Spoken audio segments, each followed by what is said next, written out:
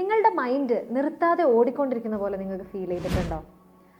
നിങ്ങളുടെ തോട്ടുകൾ നിങ്ങളെ കൺട്രോൾ ചെയ്യുന്നത് പോലെ നിങ്ങൾക്ക് ഫീൽ ചെയ്തിട്ടുണ്ടോ? ഒന്നെങ്കിൽ ഓവർ തിങ്കിങ്, ഇല്ലെങ്കിൽ ആങ്സൈറ്റി, ഇല്ലെങ്കിൽ മറ്റെന്തെങ്കിലും ഇമോഷണൽ സൈക്കോളജിക്കൽ ഓവർവെൽംഡ് ആയിട്ടുള്ള സിറ്റുവേഷൻ. പലപ്പോഴും ആൾക്കാർ നമ്മളോട് ചോദിക്കാറുണ്ട്, എങ്ങനെയാണ് എനിക്ക് എൻ്റെ ചിന്തകളെ ഒന്ന് ഇല്ലാണ്ടാക്കുക എന്ന് പറയുന്നത്. ആക്ച്വലി ചിന്തകളെ ഇല്ലാണ്ടാക്കിക്കൊണ്ടല്ല മൈൻഡിനെ കൺട്രോൾ ചെയ്യേണ്ടത്. ഹായ്, ഞാൻ മുബഷിറ റഹ്മാൻ, കൺസൾട്ടൻറ്റ് സൈക്കോളജിസ്റ്റ്. ഒപ്പം ഇന്ന് നമ്മൾ സംസാരിക്കാൻ പോകുന്നത് എങ്ങനെ നമ്മളുടെ മൈൻഡിനെ നമ്മളുടെ കൺട്രോളിൽ കൊണ്ടുവരാം എന്നുള്ളതിനെ പറ്റിയിട്ടാണ്. എന്തുകൊണ്ടാണ് നമുക്ക് പലപ്പോഴും നമ്മളുടെ മൈൻഡ് ഔട്ട് ഓഫ് കൺട്രോൾ ആണ് എന്ന് തോന്നാറുള്ളത്? നമ്മളുടെ ബ്രെയിന് വയർ ചെയ്യപ്പെട്ടിട്ടുള്ളത് എല്ലാ ഡേഞ്ചർ ആയിട്ടുള്ള സിറ്റുവേഷനെയും നമുക്ക് മനസ്സിലാക്കി ചുറ്റും നടക്കുന്നുള്ള എല്ലാ ഡേഞ്ചർ സാധനങ്ങളെയൊക്കെ സ്കാൻ ചെയ്തെടുക്കാൻ വേണ്ടിയിട്ടാണ്. അതായത് ഇപ്പോൾ നമ്മളുടെ പണ്ടത്തെ ആൻസിസ്റ്റേഴ്സ് അവർ ഓരോ രീതിയിലും സർവൈവ് ചെയ്ത് വന്നിട്ടുള്ളത് ഈ ഒരു സ്കില്ല് ഉണ്ടായതുകൊണ്ടാണ്. അതായത് ചുറ്റും നടക്കുന്ന ഡേഞ്ചറുകളൊക്കെ മനസ്സിലാക്കി അതിൽ നിന്ന് പ്രൊട്ടക്റ്റ് ചെയ്ത് വന്നിട്ടാണ് ഇത്രയും വരെ നമ്മൾ സർവൈവ് ചെയ്ത് വന്നത്.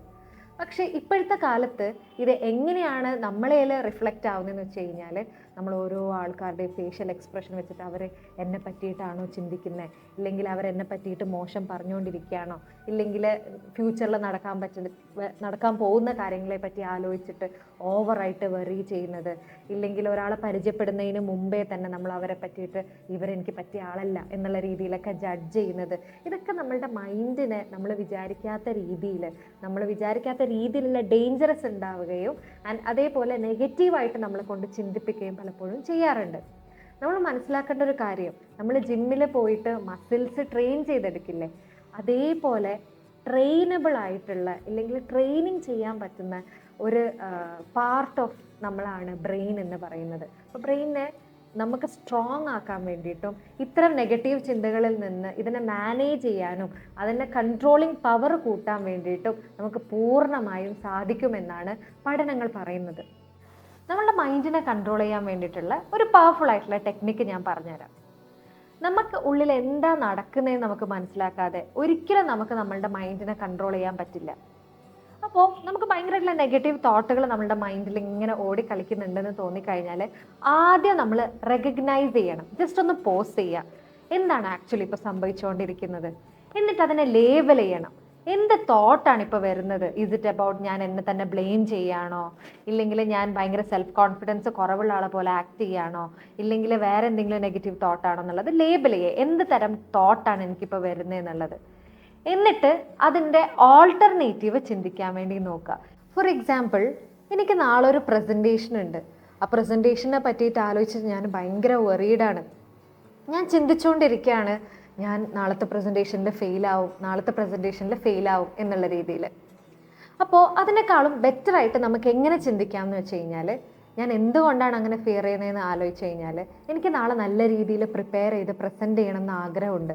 നല്ല രീതിയിൽ അത് ചെയ്യണം എന്നുള്ള കെയറിങ്ങിൻ്റെ പുറത്താണ് ഞാൻ ആ ഒരു ഫിയർ ഉണ്ടാവുന്നത്. ആ ഒരു ആഗ്രഹത്തിൻ്റെ പുറത്താണ് ആ ഒരു ഫിയർ ഉണ്ടാവുന്നത്. ആൻഡ് ദാറ്റ്സ് ഓക്കെ എന്നുള്ള രീതിയിൽ നമ്മൾ ചിന്തിക്കുകയാണെങ്കിൽ കുറച്ചും കൂടി ബെറ്ററായിട്ട് അങ്ങനെയുള്ള തോട്ടുകളെ നമുക്ക് ഹാൻഡിൽ ചെയ്യാൻ പറ്റും. ഞാനും എൻ്റെ തോട്ടുകളും തമ്മിൽ ഒരു സ്പേസ് ഉണ്ടാക്കിയെടുക്കാൻ പറ്റണം.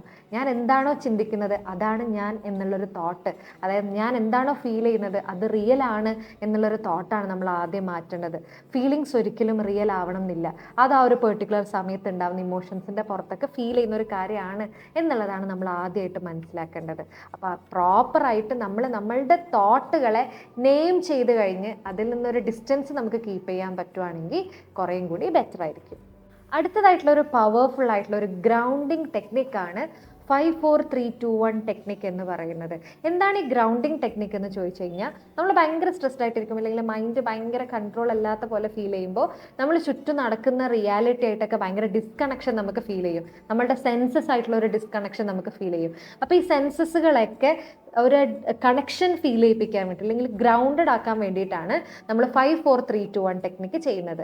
5-4-3-2-1 ടെക്നിക്കിൽ ആദ്യത്തെ 5 കൊണ്ട് ഉദ്ദേശിക്കുന്നത് നമുക്ക് ചുറ്റും കാണാൻ പറ്റുന്ന 5 കാര്യങ്ങളെ നമ്മൾ കാണാൻ വേണ്ടിയിട്ട് നോക്കുക. 4 എന്ന് പറയുന്നത് നമുക്ക് ടച്ച് ചെയ്യാൻ പറ്റുന്ന 4 കാര്യങ്ങളെ ടച്ച് ചെയ്യാൻ വേണ്ടിയിട്ട് നോക്കുക. ആൻഡ് 3 എന്ന് പറയുന്നത് നമുക്ക് സ്മെല്ല് ചെയ്യാൻ പറ്റുന്ന 3 കാര്യങ്ങൾ സ്മെല്ല് ചെയ്യാൻ വേണ്ടി നോക്കുക.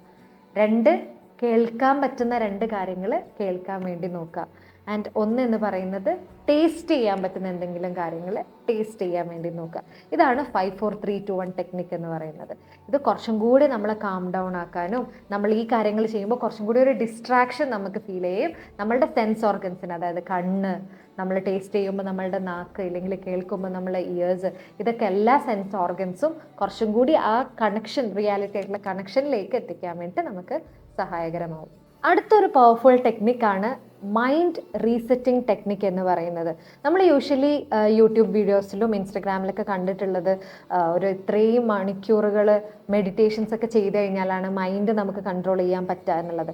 അങ്ങനെയൊന്നുമില്ല. നമുക്കൊരു 60 സെക്കൻഡ്സ് ആണെങ്കിൽ ഒരു ക്വാളിറ്റി ഉള്ള ഒരു ബ്രീത്തിങ് എക്സസൈസ് ഒക്കെ ചെയ്യുകയാണെങ്കിൽ കുറച്ചും കൂടി ബെറ്റർ ആയിട്ട് ഹാൻഡിൽ ചെയ്യാൻ പറ്റും. ഇപ്പോൾ ഫോർ എക്സാമ്പിൾ കാമായിട്ടുള്ള ഒരു സ്ഥലത്തൊക്കെ ഇരിക്കുന്നത് പോലെ, അതായത് ഒരു ബീച്ചിൻ്റെ സൈഡിലോ ഒരു നദിക്കരയിലോ ഇല്ലെങ്കിൽ മഞ്ഞ് വീഴുന്ന ഒരു സൈഡിലൊക്കെ ഇരിക്കുന്നത് പോലെയൊക്കെ ഒന്ന് നമ്മൾ ഇമാജിൻ ചെയ്ത് കഴിഞ്ഞാൽ കുറേയൊക്കെ നമുക്ക് അതിലൂടെ നമ്മളുടെ സ്ട്രെസ്സ് സെറ്റിൽ ചെയ്യുന്ന പോലെയൊക്കെ നമ്മളൊന്ന് ഇമാജിൻ ചെയ്ത് കഴിഞ്ഞാൽ ആ ഒരു വിഷ്വൽ ഗൈഡൻസ് നമുക്ക് സ്വയം കൊടുക്കാൻ പറ്റുവാണെങ്കിൽ ഭയങ്കര രീതിയിൽ ഹെൽപ്ഫുൾ ആവുന്നതായിട്ട് ഒരുപാട് ക്ലയൻറ്റ്സ് നമ്മളെടുത്ത് ഷെയർ ചെയ്യാറുണ്ട്.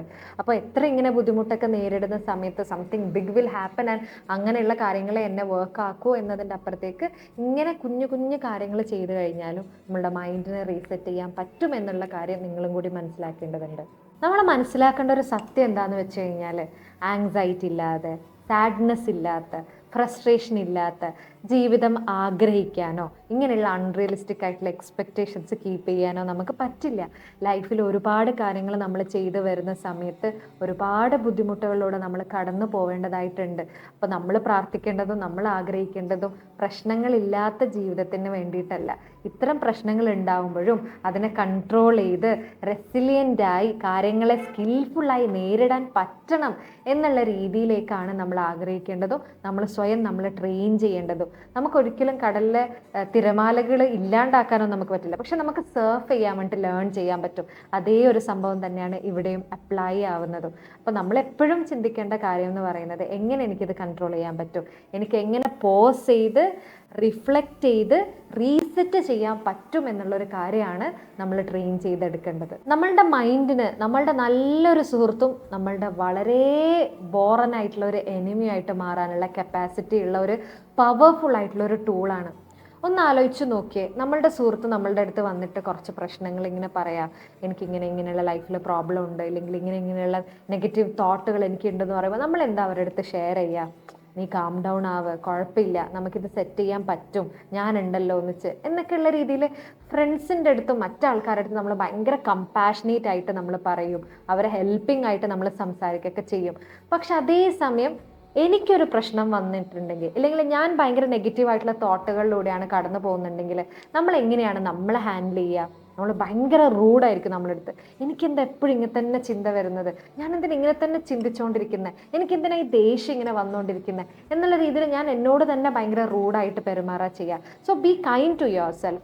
നമ്മളോട് തന്നെ കൈൻഡ് ആവാനും കമ്പാഷനേറ്റ് ആവാനും വേണ്ടിയിട്ടും ട്രൈ ചെയ്യുക. നമ്മളുടെ മൈൻഡിന് എന്ത് ഇൻപുട്ടാണോ നമ്മൾ കൊടുക്കുന്നത് അതിനനുസരിച്ചുള്ള ഔട്ട്പുട്ടേ നമുക്ക് തരുള്ളൂ. അപ്പോൾ 24/7 നമ്മളിങ്ങനെ നെഗറ്റീവായിട്ടുള്ള ഇൻപുട്ട് കൊടുക്കുമ്പോൾ മൈൻഡ് ഓട്ടോമാറ്റിക്കലി ഭയങ്കര ടയേർഡായി ഭയങ്കര റെസ്റ്റ്ലെസ് ആയിട്ടാണ് നമ്മളോട് തിരിച്ചും പെരുമാറാൻ നോക്കുക. അപ്പോൾ ഈ ഒരു കാര്യം കൂടി നിങ്ങൾ ശ്രദ്ധിക്കേണ്ടതായിട്ടുണ്ട്. മൈൻഡിനെ കൺട്രോൾ ചെയ്യാൻ ഭയങ്കരമായിട്ട് ബുദ്ധിമുട്ടുന്ന ഒരാളാണോ നിങ്ങൾ? ഈ ഒരു വീഡിയോ നിങ്ങൾക്ക് റെസൊണേറ്റ് ചെയ്ത പോലെ ഫീൽ ചെയ്തിട്ടുണ്ടെങ്കിൽ ഇതിൽ പറഞ്ഞ കുറച്ച് ടെക്നിക്സ് ഒന്ന് ട്രൈ ഔട്ട് ചെയ്യും. എന്നിട്ട് എങ്ങനെയാണ് നിങ്ങൾക്കത് വന്നതെന്നുള്ളൊരു ഫീഡ്ബാക്ക് കമൻറ്റുകളായിട്ട് ഞങ്ങൾ അറിയിക്കുമല്ലോ.